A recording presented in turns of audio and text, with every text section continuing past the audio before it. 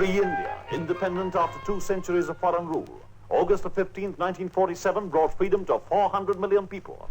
Father of independence is Mahatma Gandhi, apostle of truth and non-violence. Mahatma Gandhi, preaching austerity, living among untouchables and having a daily message for India and the world.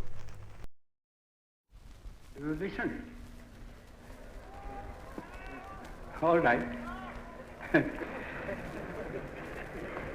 Well, if my voice doesn't carry, it won't be my fault.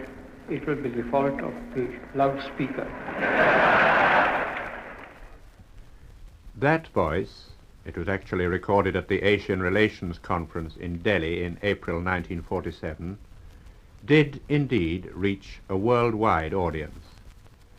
When it was finally silenced by 3 bullets, there were words of public grief from the Pope and the Archbishop of Canterbury and the Dalai Lama, from the King of England and the President of the United States.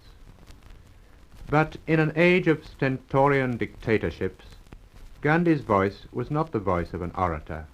Among all those public addresses, at prayer meetings and at other times, there was hardly ever a set speech. And it was a quiet voice, as Jawaharlal Nehru remembers it, and Rajkumari Amrit Kaur, and Mr. Nehru's daughter, Indira. His voice never rose above a certain timbre.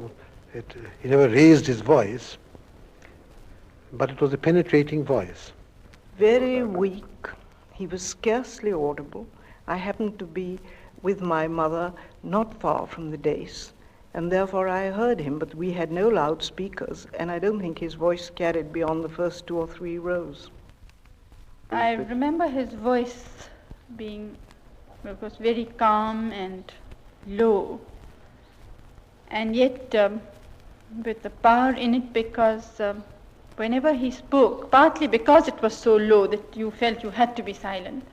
Padmaja Naidu is one of the daughters of the late Mrs. Sarojini Naidu. She can certainly help with a portrait.